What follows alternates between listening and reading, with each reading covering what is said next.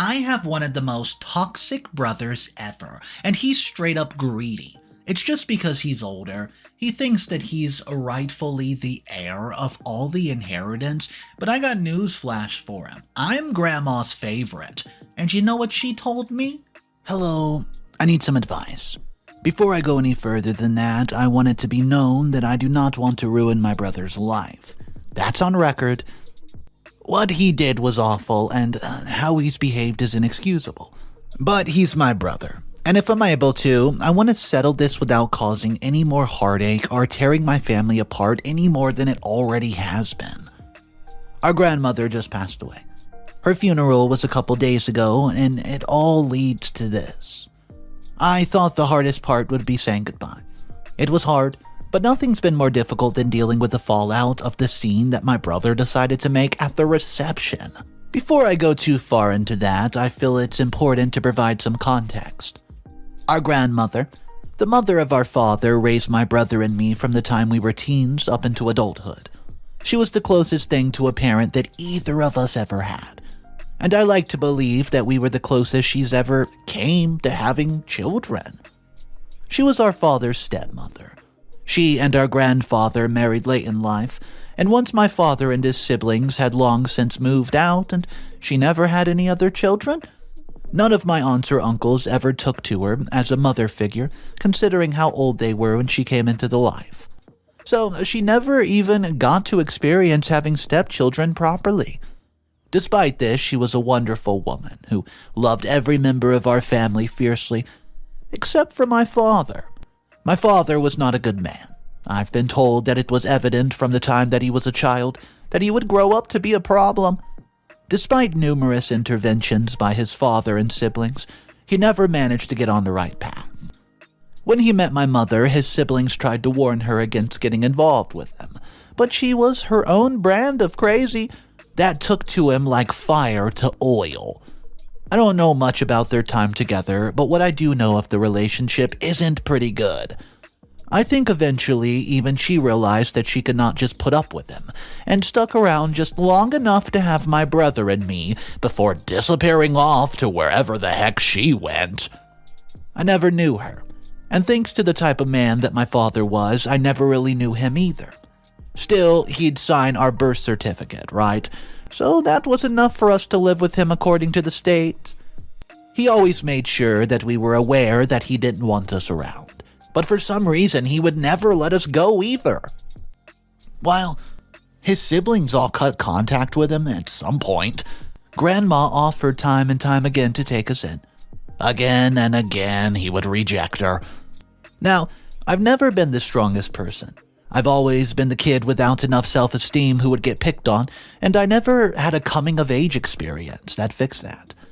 My older brother was far from what he depicted in the movies, too. He was never protective. He never called me little sister, little sis, and we never had a big bonding moment that brought us together either. I don't blame him. I don't blame either of us. We never had a Disney type of childhood because we never had a Disney-worthy family. Life was rough from the moment we were born, and that was the entirety of our parents. My brother was older, but he never tried to become a parent figure to me, even after our parents were completely absent. I never blamed him for it. As the oldest and the only boy, whatever hopes our father might have had for the children, it fell onto him.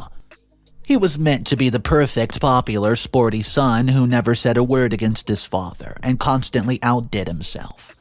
Our father wanted my brother to be someone he could brag about to all his friends, without putting in any effort to nurture him to get to that point. Mason, my brother, took one look at the expectations placed on his shoulders and swore to never be someone who our father could be proud of. While I was too mousy to talk back, Mason mouthed off at every chance he got. As you can imagine, that led to even more tension with our father. The more Mason pushed, the more our father shouted, and the more our father shouted, the more Mason pushed. It was a vicious cycle that might have gone on well into our adult lives, had our father not driven himself off that road that night in a drunken stupor in Mason's freshman year of high school. The whole period was a blur to me, really. But I remember being placed with a foster mother one moment, then the next we were driving down to go to Grandma's house 2 states away to live with her. I took to the change immediately. For the first time in my life, I had an adult looking out for me who actually cared about me.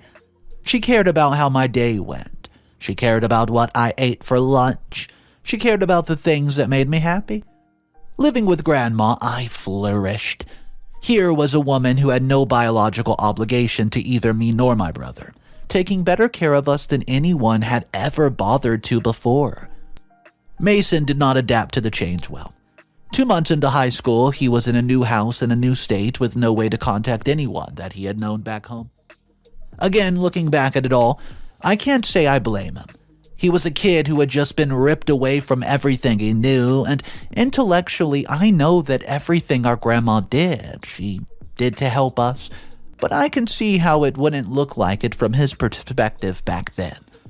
Life with Grandma was extremely different from life with our father. We went from having no family to a sudden explosion of uncles, aunts, and cousins whom we've never even heard of before. Honestly, I was excited to be part of the family, but Mason was more focused on the fact that none of them ever tried to help us before. They knew what our father was like, and yet they never reached out beyond letting Grandma try and just failed to get our father to let us visit. While I found my place in a family that I'd always wanted, Mason felt betrayed by the family he'd never known he had. I was younger than he was, and maybe I adjusted better because of that, but even as the years passed and it became clear that Grandma and our newfound family weren't going anywhere, Mason continued drifting further and further away from them. Despite everyone's best attempts to involve him in the family, despite Grandma's best efforts to bond, Mason pushed everyone away, including me. After he graduated high school, Grandma told him that our grandfather had set aside a college fund for him, just as he had done for all of his children and grandchildren. Mason took the money and left. We didn't hear from him for years, and had I not kept in touch with some people from our hometown through Facebook, I would have thought that he was dead. Well, he did eventually come back. Initially because he'd run out of money, but then he ended up settling down nearby when our uncle offered him a job. I thought that things were getting better, and for a while maybe they genuinely were, but Mason ended up stealing from our uncle, which got him fired and more or less excommunicated from the family. He stayed in town because I didn't think that he had anywhere else to go, so I tried to stay in touch. I know that what he did was wrong, and I know that the way he's behaved for the last few years is not okay. But I also know that any kid who grew up the way that we did could have turned out exactly how he was, or worse.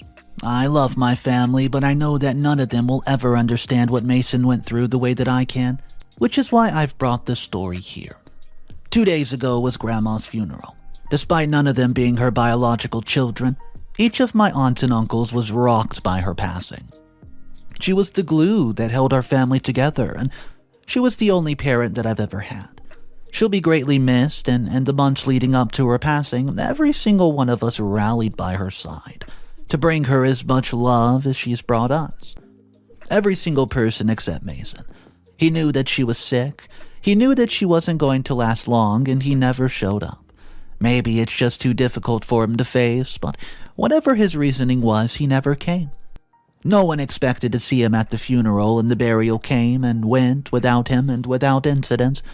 We gathered back at our uncle's home for the reception or wake or whatever you want to call it, and there he was, dressed in the furthest thing from the funeral attire I've ever seen, demanding his half of the inheritance. There isn't an inheritance, not for him. Grandma wrote him off after she paid our uncle back what Mason stole and considered that his share of the inheritance is gone. All of my aunts and uncles received what they were going to from my grandfather's estate when he passed, so Grandma was only leaving behind her own property and my father's share of the estate that she'd held on to for Mason and me. Regardless of how I feel about Mason, Grandma was well within her rights to write him off. As far as she was concerned, he'd already received his share and spent it paying my uncle back to keep him out of jail.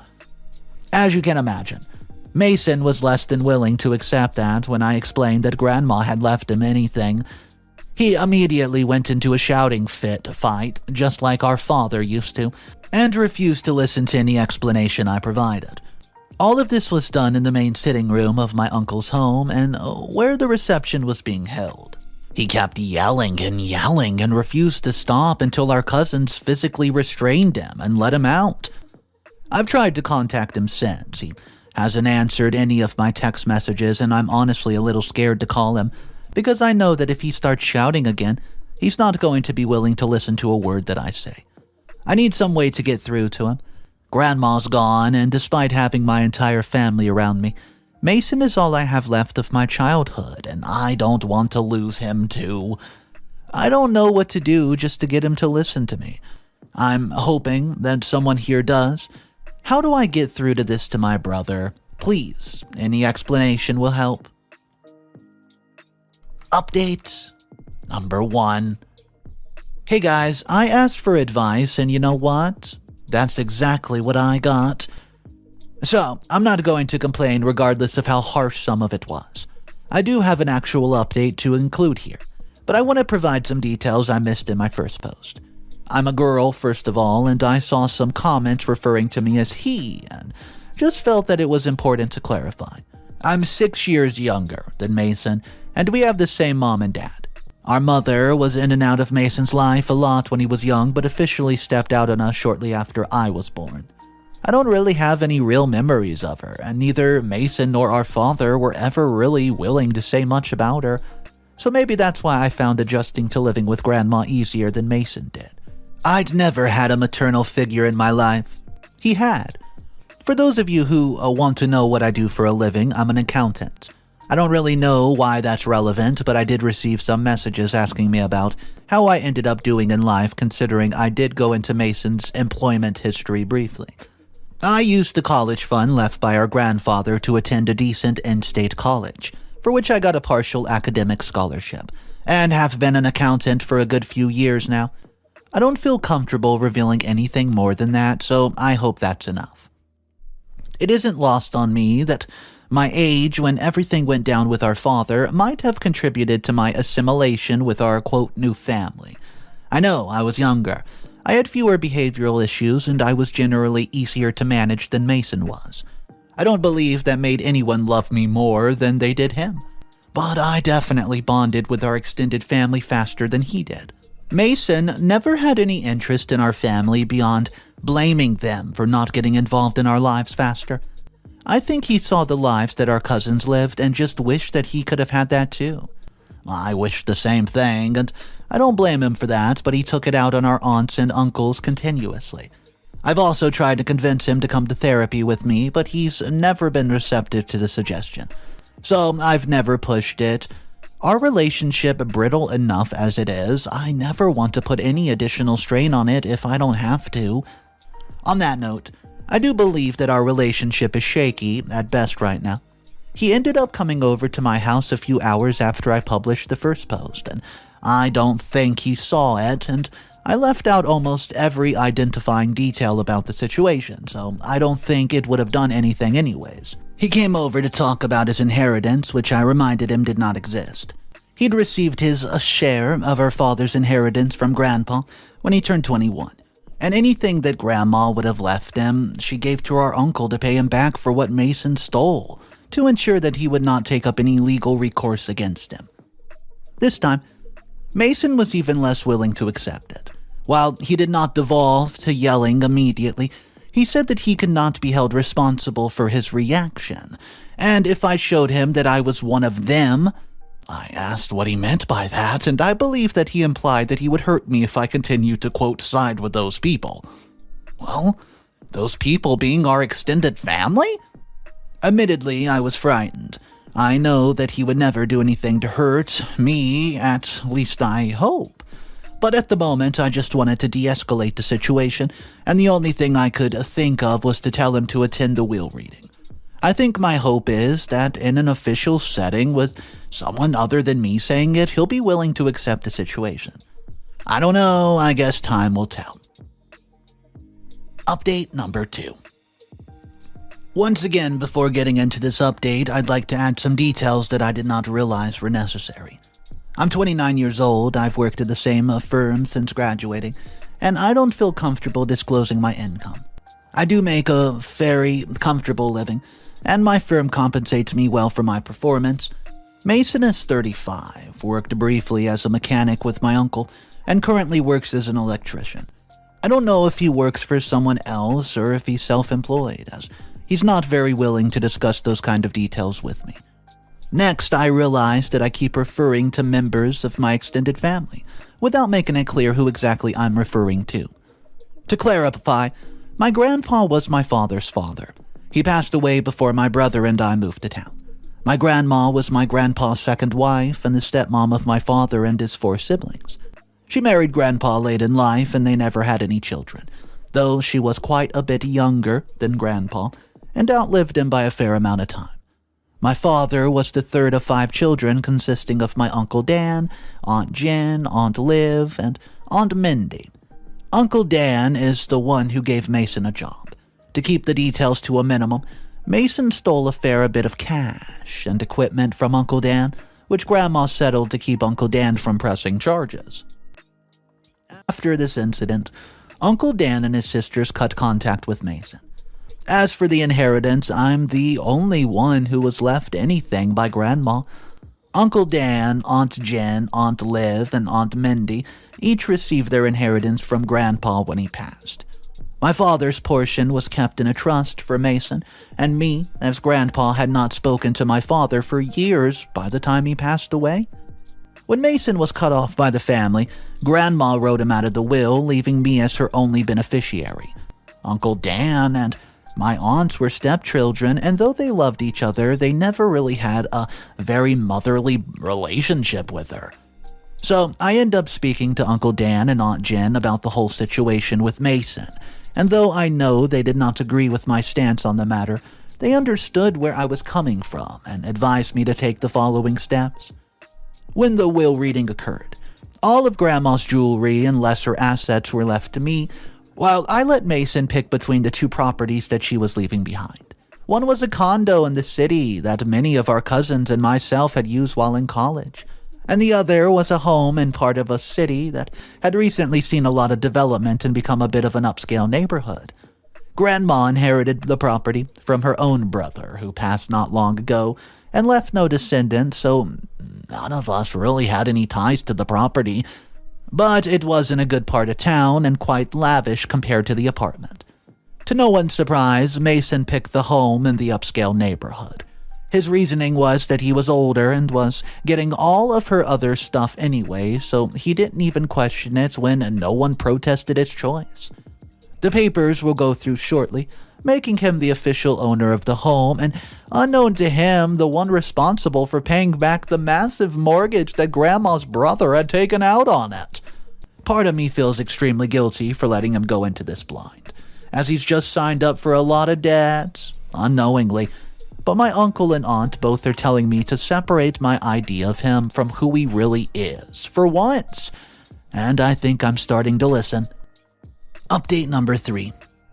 I don't know how I expected it to go. Honestly, I knew what I was doing to my brother. I knew that he would find out eventually, and I think I just convinced myself not to care for a while. My uncle and aunt, unlike Mason, have never threatened my well-being.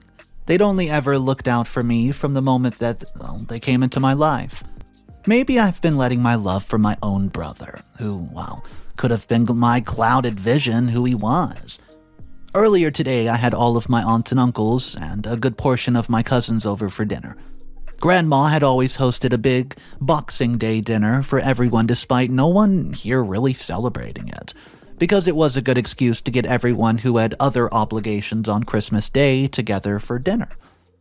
I may not be Grandma, but I sincerely believe that she saw me as a daughter, and as her daughter, I took it upon myself to continue the tradition she started. It wasn't anything grand. I didn't really have the time to put together anything over the top, but I think that it was lovely for what it was. I home-cooked all the mains from scratch, and my family brought over all the sides in desserts potluck style. We missed Grandma, but we still had each other.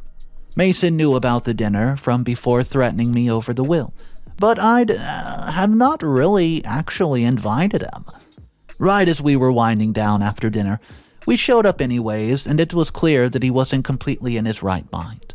I don't know if he was drunk or high or just mad enough to seem like both, but he lost his cool the moment he crossed the threshold. I tried to get him to calm down, but when he started accusing me of scamming him into taking the mountain of debt, I could not take it anymore. I laughed in his face and told him that I had done no such thing. I told him that he was not exposing me to our aunts and uncles because they had been the ones to advise me to give him the choice between the properties to begin with. That he did not have to claim either of them, but I'd given him one anyways, and he'd chosen the upscale home, and he chose to be in debt. Obviously, he did not take this very well. He went off about me being just like them and how I was no better than our so-called family, and how I was just as bad as our father and mother. Then he brought up Grandma and how even she would never do such a thing to him. How she went out of her way to bail him out when our uncle wanted to send him to prison, and how I'd gone against everything she stood for by scamming him just to get a seat at the table with our aunts and uncles. I know a lot of you will find me pathetic for doing so, and I agree. I broke down in tears in front of everyone, and I've done everything in my grandma's image, and for him to throw that in my face was the worst thing that he could have done.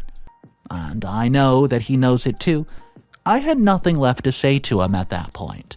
I let my uncle and cousin take him out of my home, and despite him yelling that he would come back, I could not even look at him. Everyone's gone home now. A lot of them offered to stay, but I think I just needed some time to process it all. He's meant to be my older brother. Older brothers are meant to protect their little sisters from everything, not be the ones they need to be protected from. Part of me regrets letting him take out all the debt, but the rest of me knows that it's not for this. Something else would have been the breaking point. I just wish I knew what to do right now. Update number 4. For the first time since I posted my original post, I believe that this will be the final update. I've read through everything else I've posted after writing this, and I can almost laugh at how inevitable this was from the beginning.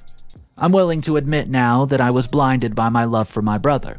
Deep down, even now, he'll always be my bro. Regardless of everything that's happened since we were kids, I'll still see the boy who took on the brunt of our father's anger so that I did not have to.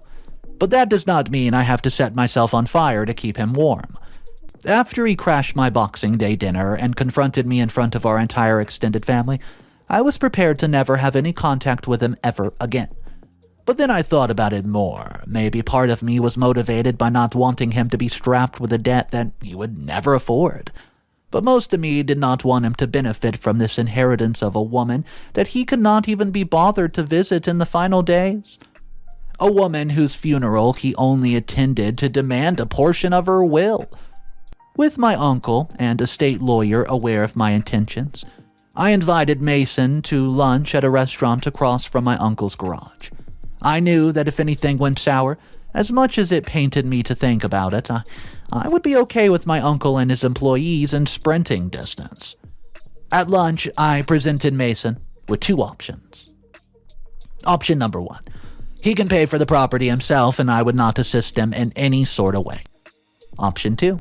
He could sell the property to me and owe none of the debt that he's taken on. To no one's surprise, he chose option 2. I had him sign the relevant documents immediately and put through the necessary paperwork to transfer him what he was now owed. When he realized that he was owed a great deal less than the value of the property, he almost lost his temper again, only to be reminded that I was taking the mortgage into account and he would still be leaving the deal with more money than he had any right to. He still stood up and slammed his hands down on the table and began to yell, but I was done being pushed around by him. I was completely prepared. My uncle's head mechanic came over and immediately from where he was having his lunch just a few tables down and informed Mason that he was going to be escorted out now.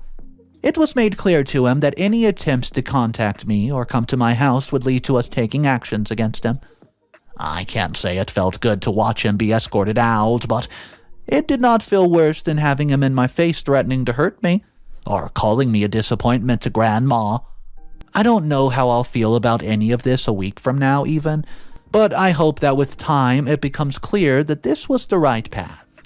With that, I don't have anything more to add to this post. I want to thank everyone who's read this far and kept up with me and commented on each of my updates. Reading through your comments, no matter how harsh, got me through some nights when I felt worse than I've ever felt before. I sincerely thank you for support, and I wish you all the best. Update number 5. So, I know that I said that was my last update, but I ended on a bit of a bleak note, and I thought I could provide some closure for us. I said that I hope that in the time to come, I would find that I made the right choice, and I can say now with more confidence that I did, that I genuinely believe I did. I haven't heard from Mason in months since my previous post, but I've heard from my mutual acquaintance that he's gone back to our hometown and seems too keen on staying there. I hope he finds some peace there that he never could hear, but I also hope that I never ever hear from him again. Considering he's known to burn through money faster than a fire. I doubt that'll happen though. As for me, I've moved too. Not too far, and definitely not away from my real family, but I've decided to take up residence in the upscale home that I inherited from Grandma. I sold off the apartment to a cousin of mine who was looking for a starter home in the area, and used the money to pay off the debt for the upscale home. It's a lovely home in a lovely neighborhood, and I'm excited to start a life here. I've since hosted 2 family dinners, both of which went off without a hitch, and a total 0 unwanted guests. Work is great, my family's great, and though I miss Grandma each and every day, I can really see myself being happy here. Part of me does this with the wish that Mason faces some karma for what he put me through. And guys, I also finally started seeking a therapist. And though I know that the urge for revenge isn't exactly healthy, I'm finally unpacking all of this misplaced guilt I felt as a child and realizing that I was excusing him of this horrible actions that he did, simply because I thought that he had it worse than I did. I'm seeing now that it wasn't the case. I'll work through it with time, and I know I will. Because at the end of the day, with or without Mason, I have my family beside me and a pretty sweet house too. So I did see some mixed comments in today's story. A lot of people were talking about how they understand how OP basically cut her brother off towards the end of the story and moved into the luxurious neighborhood and paid off the debt by selling the other condo. But a lot of people in the comment section were actually not very happy with OP, saying that she just wanted a reason to cut her brother off. She didn't really try her best, and we never really saw his point of view or his perspective to see if it was really this bad. I do want to know your thoughts about that, because some of these stories that we've seen on the channel, we've had other people's perspectives, and you could see 2 different OPs in the story, but this one was only from the perspective of the original poster, so we never got to find out what her brother had to say. Anyways, let's talk about it in the comment section down below.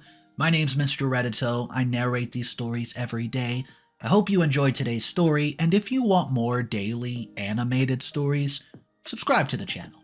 I'll see you guys tomorrow, and of course remember, it's cool to be kind. Peace.